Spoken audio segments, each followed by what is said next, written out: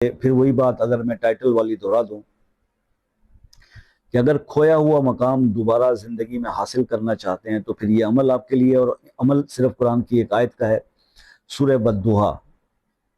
سورہ بدوحا کی آیت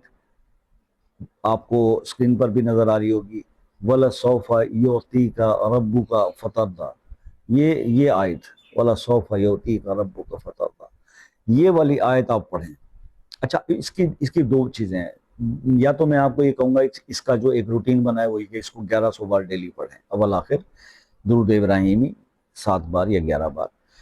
اب اس کو آپ 1100 پڑھیں، لیکن اگر کچھ لوگ اس کو کھلا بھی پڑھتے ہیں، جو لوگ کاؤنٹنگ میں نہیں آتے، کیونکہ ہم رب سے مانگتے تو بے حساب ہیں، لیکن جب عبادت کی بات آ جائے تو پھر حساب کرنے بیٹھ جاتے ہیں، تسبیحوں پہ گننا شروع کر دیتے ہیں۔ تو جب آپ کو بے حساب چاہیے تو پھر آپ اللہ کو یاد بھی بے حساب کریں، اس کا کلام پڑھنا ہے تو بے حساب پڑھیں،